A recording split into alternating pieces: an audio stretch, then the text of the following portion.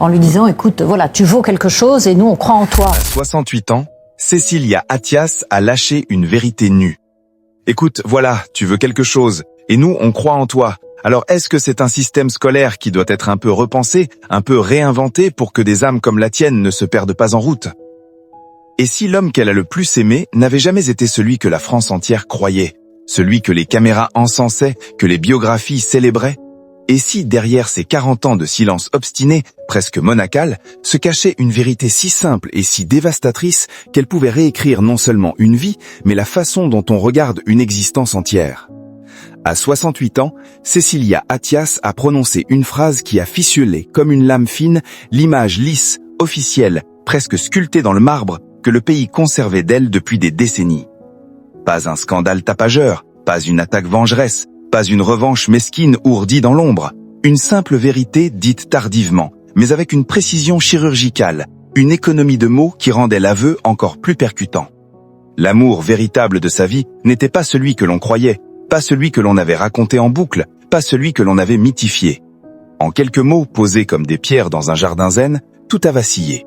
Les certitudes collectives, les récits médiatiques si bien rodés, les biographies soigneusement ordonnées et polissées, et surtout, cette illusion si confortable, si rassurante, selon laquelle une vie publique très exposée, scrutée à la loupe, serait forcément une vie comprise, transparente, déchiffrée jusqu'au bout.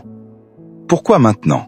Pourquoi à cet âge où l'on se tait d'ordinaire par habitude, par lassitude, par sagesse apparente, où l'on arrange les souvenirs comme on range des photographies jaunies dans un album, où l'on polit les angles vifs pour laisser une trace apaisée, acceptable, digeste pour les générations suivantes? C'est précisément cette question, pourquoi maintenant, qui a suspendu le temps, figé les conversations, fait taire les bruits parasites.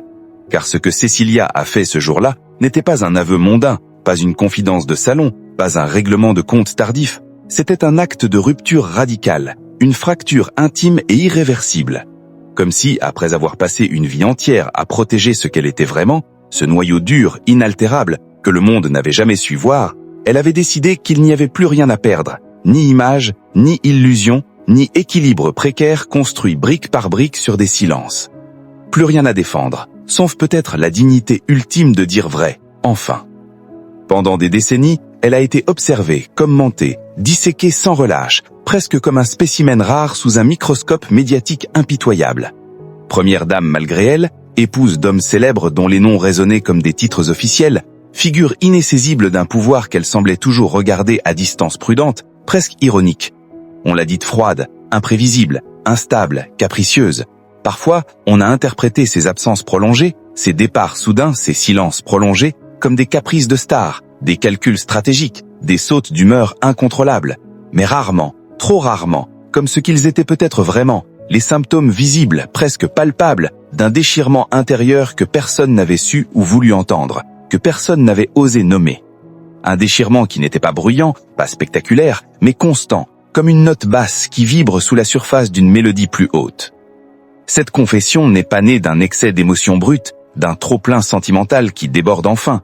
Elle n'a rien de nostalgique, rien de larmoyant, rien de complaisant. Elle est lucide, presque austère dans sa retenue, presque clinique. Cécilia ne cherche pas à émouvoir les foules, à susciter la compassion ou les larmes faciles. Elle constate, elle pose un mot précis, définitif sur une réalité ancienne, enfouie depuis si longtemps qu'elle semblait fossilisée, mais jamais effacée. Et c'est précisément cette sobriété, cette absence totale d'ornement, qui bouleverse le plus profondément. Parce qu'elle suggère que cette vérité a mûri longtemps, très longtemps, dans l'ombre patiente des années, qu'elle a fermenté en silence, qu'elle a attendu son moment avec une maturité presque minérale. Il faut imaginer, vraiment imaginer, le poids écrasant d'un secret porté 40 ans. 40 ans à aimer sans vivre pleinement cet amour, sans le laisser s'épanouir au grand jour. 40 ans à construire une existence cohérente en apparence, socialement irréprochable, tout en gardant au fond de soi un point fixe, inavouable pour le monde extérieur.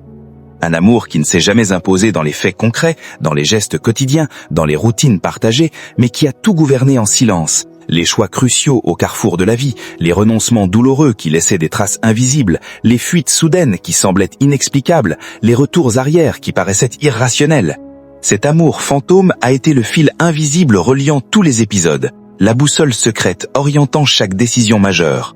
Ce jour-là, en prononçant enfin ces mots, J'ai aimé plusieurs fois, mais une seule fois j'ai aimé vraiment, il s'appelait Louis, Cécilia n'a pas seulement parlé d'amour, elle a réorganisé le passé entier, comme on réécrit une partition en changeant une seule note qui altère toute l'harmonie. Elle a offert une clé nouvelle, inattendue, pour comprendre ce qui jusque-là semblait contradictoire, énigmatique, presque chaotique. Car soudain, certaines scènes prennent un autre relief, plus net, plus cruellement clair. Certaines décisions, jugées irrationnelles ou impulsives à l'époque, deviennent enfin lisibles, presque logiques. Certaines absences ne sont plus des dérobades capricieuses, mais des tentatives désespérées, vitales, de survie émotionnelle dans un monde qui ne laissait aucun espace pour l'authenticité. Derrière la femme publique impeccablement coiffée, derrière la conseillère politique avisée et discrète, derrière la première dame que l'histoire retiendra doute comme une parenthèse élégante et brève, apparaît une autre silhouette, plus secrète, plus vulnérable, celle d'une femme qui n'a jamais cessé de chercher, parfois à tâtons, parfois avec rage contenue, un espace où elle pouvait aimer sans rôle imposé, sans enjeu extérieur, sans théâtre permanent, sans masque. Et c'est là que la question devient vertigineuse, presque abyssale. Si l'amour véritable n'a jamais été vécu pleinement, s'il est resté suspendu dans l'éther des possibles non réalisés, alors qu'est-ce qu'une vie réussie? Peut-on traverser le pouvoir absolu, la célébrité aveuglante, les sommets sociaux les plus élevés, tout en restant fidèle au plus profond de soi, à un sentiment que l'on n'a jamais osé choisir vraiment, par peur, par devoir, par sagesse apparente, où l'on arrange les souvenirs comme on range des photographies jaunies dans un album, où l'on polit les angles vifs pour laisser une trace apaisée, acceptable, digeste pour les générations suivantes? En révélant cette vérité à la fin de sa vie publique, Cécilia Attia n'a pas cherché à choquer, à provoquer un séisme médiatique, à régler des comptes posthumes.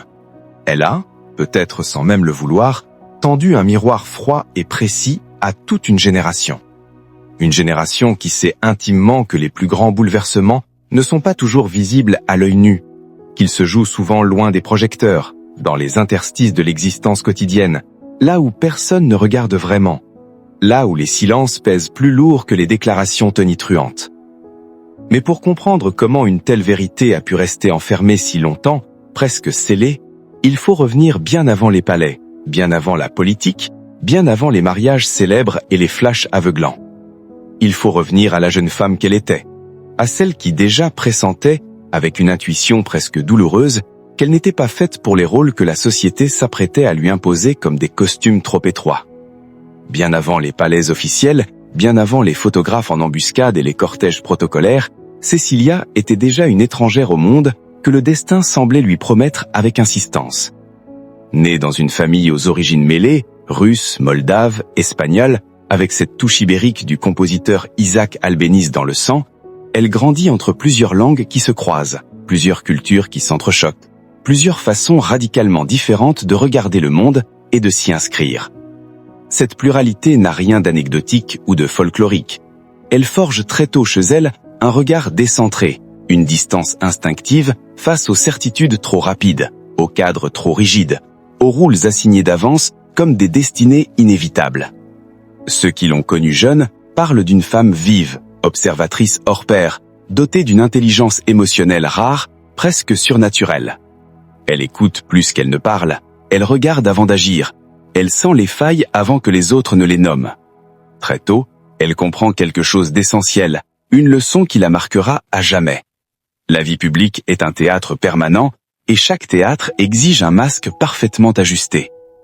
Or, le sien lui a toujours semblé trop étroit, non pas par faiblesse ou par manque d'adaptabilité, mais par refus intime, presque viscéral, de se trahir elle-même. Cécilia n'a jamais aimé jouer un personnage, endosser un rôle qui n'était pas le sien. Elle voulait être vue, vraiment vue, non exposée comme une vitrine. Avant d'être l'épouse de qui que ce soit, elle travaille dans la communication, les relations publiques, un milieu où l'on apprend vite à maîtriser les mots justes, les silences calculés, les gestes mesurés, où l'on sait exactement quand parler et surtout quand se taire pour ne rien révéler d'essentiel. Cette compétence, elle la perfectionnera plus tard, jusqu'à en faire une seconde nature, un bouclier invisible. Mais déjà à cette époque, quelque chose se fissure en profondeur, car savoir communiquer parfaitement n'a jamais signifié pour elle savoir se livrer.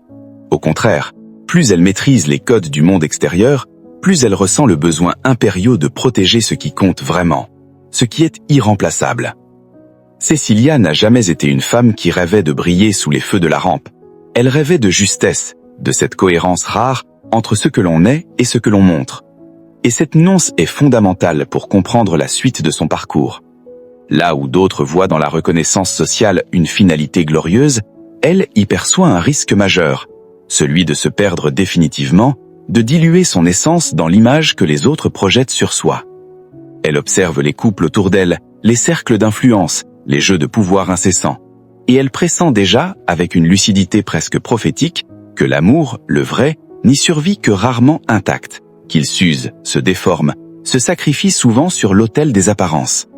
Ses proches racontent une jeune femme exigeante, non seulement avec les autres, mais surtout avec elle-même, d'une exigence presque intransigeante. Elle ne cherche pas la passion tapacheuse, romanesque, qui fait les gros titres. Elle cherche la cohérence profonde, quelqu'un capable de la regarder sans la réduire à un rôle, sans la confondre avec son image publique ou son statut social. Une attente presque déraisonnable, presque utopique dans un monde qui valorise l'apparence bien plus que la vérité nue. C'est là que se dessine la première grande fracture de sa vie, entre ce qu'elle est profondément, au plus intime, et ce que la société attend d'elle avec une insistance croissante. Une fracture silencieuse, sans drame visible, sans éclat tonitruant, mais persistante, lancinante, comme une douleur sourde qui ne s'en va jamais tout à fait. Cécilia avance, réussit professionnellement, construit une vie sincère en surface, mais au fond d'elle-même, elle garde cette sensation diffuse, tenace, de décalage existentiel, comme si sa vie prenait une direction rationnelle, logique, socialement approuvée, mais pas nécessairement juste pour son cœur, pas nécessairement fidèle à cette intuition première qu'elle avait sentie très jeune. Plus tard, certains qualifieront ses choix erratiques, ses décisions de contradictoires, ses mouvements de chaotiques, mais à la lumière de ce qu'elle avouera bien des années après, une autre lecture s'impose, plus charitable, plus profonde. Cécilia ne fuyait pas par caprice, elle résistait, avec les armes dont elle disposait, le silence, le retrait, la distance.